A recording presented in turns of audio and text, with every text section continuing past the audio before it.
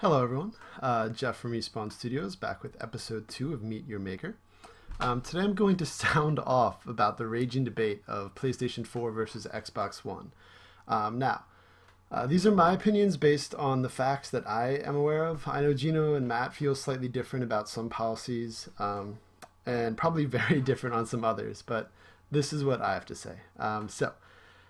I've wanted to make this video for a long time.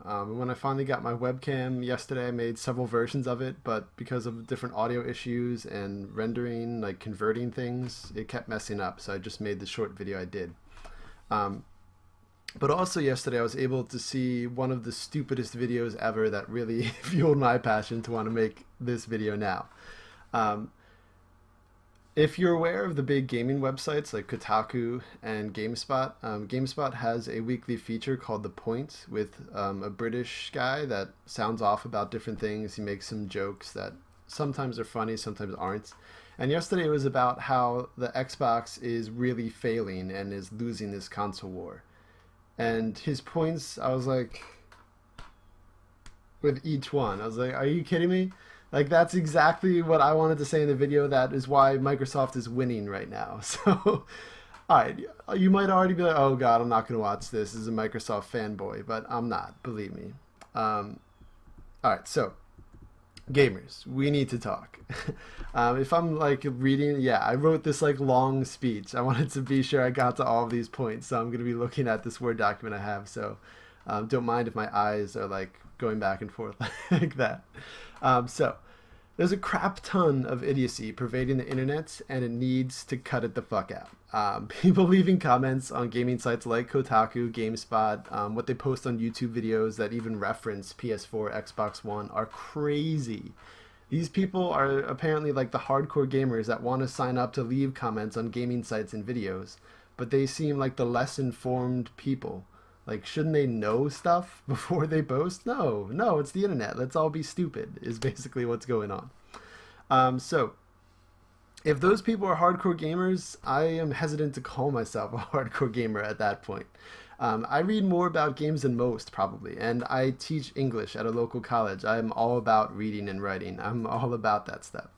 I know about the competitive scene with esports. I watch a lot of streams on Twitch. I know gaming. I know gamers. So basically, I know my crap. My gamer score is over 150,000 on Xbox. I've worked at GameStop off and on for 8 years. I know about consumers. I know about games. Believe me. That's why I do what I do, because I feel like I'm one of the people that are well informed, because I've had so many different varied experiences with the video game community. I've been the head of a couple different forums. I was editor-in-chief for a couple months of VVV, one of the big esports groups. Like, I know my crap. All right, so I want to point out some things, set the record straight of what I think people are overlooking or ignoring. I'm not going to say, oh, the Xbox is making the PS4 look stupid. No, they're pretty much the same console, and that's kind of one of the points I want to make. All right, so I know people are probably still going to say, oh, you're a Microsoft fanboy and all of that, but I am not. I owned a PS3, a Wii, and a 360. I played some games on all of them. I just found I liked more on 360. But the PlayStation 2 is my favorite console by far for last generation. It still has a lot of my favorite games like Dark Cloud. Nintendo 64 had the obviously amazing Zeldas, Ocarina of Time, and Majora's Mask. And Zelda's my favorite series of all time, so it's not like, oh, I'm all about Xbox. None of my favorite games of all time from the past generations were on Xbox at all. So it just so happens that Microsoft, to me, is right now taking way too much undeserved crap. Yes, they had initial horrible policies. Yes, they had that meme-heavy original conference with TV, television, Call of Duty, dog thing. But I want to set the record straight of what people are ignoring about the PlayStation 4 and what they're overlooking, which is still awesome about the Xbox One. So my 4 main points I want to make in this video. First, the price. And I'm actually going to go in reverse order. I just wanted to get these 4 points out there. First, the price. Second, E3 and what happened there. 3, the use game, always on, all those different policies. And then finally, the idea of a console war itself. So I'm going to start again with 4 and go back to 1, end with the discussion of the price. All right. You see, I'm already like fired up and going crazy. First and foremost, the whole idea of a console war is created typically by the gaming community. We want to create arguments. That's what the internet's about for a lot of people. And as we all know, the majority of gamers are guys. That's just how it is. Of course, there are girl gamers, and they're becoming bigger in the community, which is awesome. But still, a lot of gamers, and hardcore gamers especially, are still guys. And because of DNA, maybe, or higher testosterone levels, whatever it is, we seem to feel the need to be competitive and win and be better at things for some reason, like all the time. If you ever like hear me actually playing online games and pointing to my TV, like I go crazy if I lose or even die once. It's all about competition, and I've seen that a lot. But unfortunately, that bleeds through with the console war and debates online. And people get into really stupid arguments over which opinion is better. Opinions can't be better. Look, I've taught English at the college level for several years. I have a master's degree in English. I know about arguing and about writing and about opinions. There's no best opinion, believe me. So, internet gamers, we're kind of doing it wrong. We hold very clear biases for one side, one opinion, one game franchise. We draw lines in the sand. We ignore valid points on the other side. We need to sit the hell down and shut up and really look at what's going on. Because clearly a lot of the most vocal people right now, unfortunately, have not done their research and really have ignored glaring mistakes on both Xbox One and PlayStation 4, or they're just ignoring the good things as well. So the other side of the console war right now is that what Sony did at E3. And again, I'm going to get to E3 a little bit more in depth in a little bit. But the big highlight for a lot of people of all of E3 was Sony's little like gimmicky video where they had the guy handing a game to someone else. Like, oh, there's our use game policy. It's not like that stupid Microsoft. But no. So Sony antagonized Microsoft. They wanted to like create this buzz about the console war, say, oh yes, Microsoft sucks, Sony is better. But that's because they're the people making the system. Of course they want to make more money. They want to outsell their competitor. But we don't have to buy into that crap. We know that both sides are probably going to take pot shots and say, no, we're better, no, we're better. When really they're about the same thing. And it just comes down to like your favorite individual game franchises or what systems your friends have so you could play games together. But there's really, the big point I want to make with the console war is there's no such thing really. We make that like to have something to talk about. Why not own the Wii U, a gaming computer, the PS4, and an Xbox One? Yeah, it would cost thousands of dollars. That's probably why. But there's no need to, okay, I only have a PS4, and now I'm going to make fun of the other systems. That's unfortunately what a lot of people seem to do. Or, oh, I have a Wii U, I'm going to make fun of those stupid consoles that actually fight. No, we don't have to do that.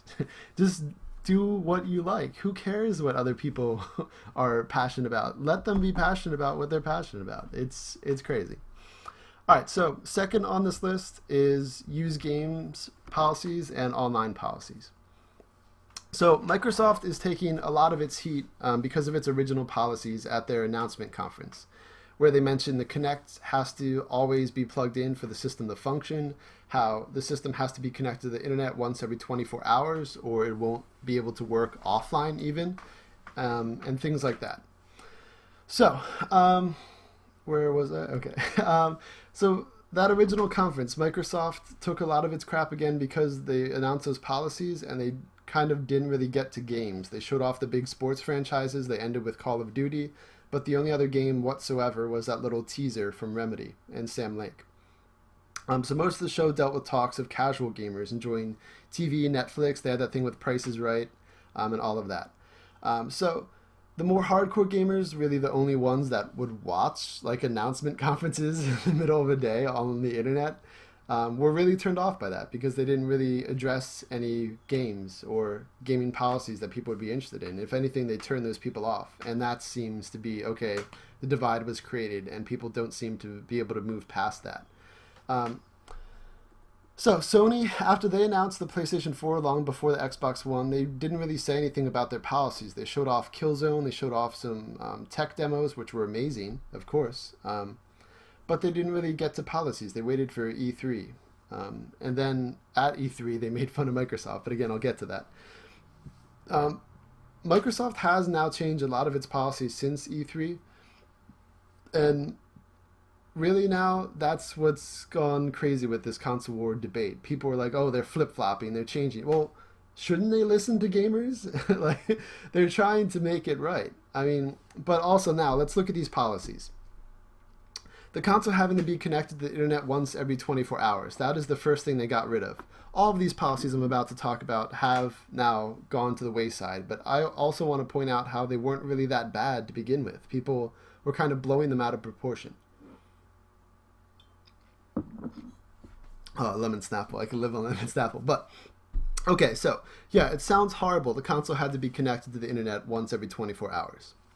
And yes, in a power outage where you don't have power for a couple days, it sucks. Or a lot of people are bringing up the point of the military overseas, where they don't have internet at all or good internet, they wouldn't be able to play. Yeah, okay, that sucks. But at the same time, like 97% of gamers that were complaining about this were people that are always on the internet on their phone or always have their laptop connected to the internet. They always have access to the internet. So it's not even an issue. Like, it's crazy. I don't know why people were making an issue about that. Yeah, it sucks for certain situations for certain people, but it really isn't that bad. Think of how many always on devices we have. Like, yeah, I don't know. It's still bad in some degree, sure, but I think people just took it way too far. And then the idea of blocking used games. That was never Microsoft's idea. Gaming developers and publishers have been pushing for that for years. Especially now with the next-gen games that cost a lot more money. They take bigger staffs. There's bigger, longer development cycles as they're learning the new tech sets. It's going to cost more. And used games don't give any money back to the developers who need the money. They need to keep making games. So they were the ones pushing for it. So it's not, oh, Microsoft's the devil because they wanted this policy. No, developers wanted the policy. And now, so sure, it hurts GameStop, but what's the gamers love making fun of at the same time? GameStop. We say, oh, I'm going to trade in all of these games to create the used game market. Oh, but I'm only going to get 3 cents, so I'm going to make fun of Microsoft. But then we also, at the same time, make fun of, oh, GameStop only sells used games for a couple dollars less. What the hell's the point? So why were people so up in arms about used games? Okay, the idea of giving a game to a friend. Yeah, that's one thing, but again, people just took it so far. They're like, I don't know. It was just insane to me. Now, then Microsoft, this is the final thing for this. Microsoft said the Kinect needed to be plugged in at all times for the console to work. And I know many gamers have never even owned a Kinect. They don't have any interest in it. I've owned a Kinect a few times and traded in because I never really used it. And then people were going crazy about how, oh, Big Brother's always going to be watching NSA, blah, blah, blah, blah, blah. They're going to see me naked. No, shut up. So the big rant or little point I want to make. So we live in a society of people who make vines of themselves like on the toilet, who Instagram everything they do, who make Twitter updates, Facebook posts about what we're feeling, about what we're thinking. So then we're suddenly offended that the Kinect, for some reason, we think, oh, they're going to spy on us. Like, no, we broadcast ourselves to the world as it is. I don't think the Kinect is going to be an issue. But again, they've totally gotten rid of that policy. You don't even have to unbox the Kinect anymore. You don't even need it plugged in. But now, moving on to E3 itself. So we're about a little more than halfway done. This is what in large part made this console war debate really into like a flame fest. So Sony took jabs at Microsoft with that gimmick little used game video. While in the same video, in small text, like the car commercials where you can't even read it and it's there for like 1 second, they showed in that small text that to use PlayStation Plus, it's still going to be a $50 fee as it is on the PlayStation 3. But unlike the PS3 where online play was free, you now need PlayStation Plus to play online. So people saying, oh, I don't want to pay for Xbox Live. Well, you're going to have to pay for PlayStation Plus. It's the exact same thing now. And Sony just didn't announce that. They kind of slipped it under the rug. It's there, but we don't really want people to be aware of this. We want to say, oh, we're still better than Microsoft. So that really turned me off. Then, what else? So the same thing as Xbox Live, obviously, with that. So then Sony sold off some exclusive games like Infamous, Killzone, Drive Club. But 3 of the big highlights, arguably, of their show were announcements of Final Fantasy 15 and Kingdom Hearts, which look awesome, but they're also Xbox One games. And then the big ending of the Sony conference was a gameplay walkthrough of Destiny. And they're supposed to get some like exclusive skins or something for characters, which I don't really care about anyway. But that game is also on Xbox One. Like, so three of the big like things that people focus on are, oh, that was awesome about the Sony conference. Well, you could get those games on the Xbox One too. Like, calm down. So Microsoft in their presentation did really nothing to make gamers feel better regarding the policies. So that wasn't good. But what was good is they focused on a lot of exclusive games, and they showed them off, which was nice.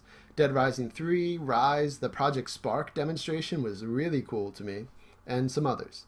They showed how games only on their system will look and play well, which I think is what the point of the conferences should be. Not, oh, I'm going to attack the other guy and say, oh, Microsoft is this little fat kid I'm going to bully and say, oh, your use game policy sucks. But at the same time, at E3, the next day after those conferences, in a sit-down interview, one of the heads of Sony revealed that only games published by Sony won't have restricted use games. Any other game made by any third-party developer publisher, they have control, they have the say in blocking use games. So the people that wanted the blocked use game policy on the PlayStation 4 have in their hands the control to block use games. Do you think they're going to do it? Hell yeah, probably, unless Sony suddenly now changes their policy to flip-flop, as Microsoft's done and totally gotten rid of that. And people have ignored that. Sony still has that. They haven't changed that. So, what? That's what, I guess, is the final point there. That's what pisses me off. Sony did a lot of shady things. Their policies were just as restrictive as Microsoft in a lot of senses. And people just ignored that because Sony wanted them to ignore that. They hid it. Instead went on the offensive, making fun of Microsoft, letting Microsoft try and shoot themselves in the foot like they did with that opening conference with television, dog, Call of Duty crap. So yeah, it looked like Sony won, but Microsoft won, I think, because they focused on exclusive games. They didn't have to make fun of Sony as Sony had to make fun of Microsoft. They didn't have to hide their policies. People already knew their policies because they announced everything. They were upfront about it. Yes, they owned up to how bad they were because now they've reversed it, but Sony has been shady about their kind of bad policies, and they haven't changed any of them. And people just seem to be totally ignoring that. So now finally, the big issue for people, most consumers, is the price. And that's the most, oh my god, are you kidding me, thing I want to get to. So this is the kicker. Unlike the really stupid GameSpot video that British guy made about how the Xbox is losing, this is why the Xbox is winning this upcoming generation and will win by a mile to me. Sony announced at E3 that the PlayStation 4 will retail for $400. Alright, that's kind of expensive, but it doesn't look so bad against the Xbox One, which was announced it'll be $500. So most people just ended there. Alright, $100 difference, who cares, getting the PlayStation 4, Xbox sucks, Microsoft sucks. And that's where they ended. It was stupid. But the Xbox One, it comes with Kinect. And again, I know a lot of people don't use it, but it will have some cool features. There probably will be a lot more integrated cool games other than Kinect Sports or fitness games that use it. So it might be worthwhile. And it probably will be still for probably at least a third of the people that get it. But then eventually probably more with different games that will come out. The Xbox One, it was recently showed, also comes with a headset, which is a nice thing for many casual gamers. And as we kind of seem to not want to admit, a majority of gamers aren't hardcore people that buy like over 15 games a year. A lot of people only get a system and buy Madden or Call of Duty a year. So having like the simple headset is cool. Yeah, hardcore gamers like me and you probably want a $300 set of Astros or $200 Tritons, Turtle Beaches, even $100 versions. But to get that even like $20 probably crappy break in a couple months headset is good for a lot of casual gamers. So that's nice. The PlayStation 4, the $400, $100 less, comes with the console. Yay? Like, what? So, okay, it's $100 less because it just comes with the console and a controller. It doesn't come with its voice or video camera. And if you missed that, again, another thing Sony swept under the rug, to be able to use Skype video or the other video chat functions, you need the $100 Sony camera. Oh, wait a minute. Both consoles would be $500 if they had the same thing. And Sony still hasn't showed what its console comes with. So if it doesn't come with a headset, that's another thing that the $500 value makes better over the $400 PS4. So yeah, $100 sounds bad, but in the end, the value over a couple years of playing it, it seems like it'll be better. Or at least they're the same thing. And if you get the same thing with the PS4, it's exactly the same, $500 for the same features. I guess that's really just where I'm going to wrap up. So the consoles are really the same thing. They both have 500 gigabyte internal hard drives. What they could do graphics-wise are largely the same with data, things like that. They have distinct flagship series, of course, God of War and Killzone on PS4, Halo Gears of War on Xbox, but what's inside is pretty much the same. The policies are very similar at this point, but again, Sony is still kind of not even ironed out what some of them are. But they'll probably change even their used game thing. But still, it's like, why are people ignoring that while they're skewing people on the Microsoft side when Sony admitted to having the same thing? People are ignoring that because Sony didn't have it out front in their conference like Microsoft did. So I'll wrap up there. Yes, of course, Microsoft looked bad with their initial announcements, which lacked games. Their original policies turned a lot of people off, but the majority of gamers, again, don't watch E3. They don't watch me talking on YouTube about gaming policies. They don't read online articles. They don't talk with people at GameStop for hours about what's going on. They just get a console that they know and like because it has a certain game they love. And that's cool. Who cares? There is no console war unless we create it, unless we foster it, unless we continue to have these stupid flame wars. The systems are pretty much the same. It just comes down to what your friends are going to have, what games you like. That's what matters. So yeah, I went into what I think people are unjustifiably, did I just make up a word there, but making fun of Microsoft for having policies that they've now reversed to adapt to and listen to gamers. Meanwhile, Sony is showing off games but kind of ignoring their policies and sweeping the bad things, the lesser things, under the rug. So I don't like that. That's why I personally am going to get an Xbox One. I've always liked Halo a lot. I think Project Spark looks awesome. I've loved Dead Rising. So those are just games I like. That's why I'm going to get Xbox One, but get what you like. That's my point. So thank you very much for watching. I hope you enjoyed this rant. Please like the video if you did. And if you have any, again, suggested topics for upcoming videos, please post them in the comments below, and I'll try and do that for next time. All right, thanks. See you.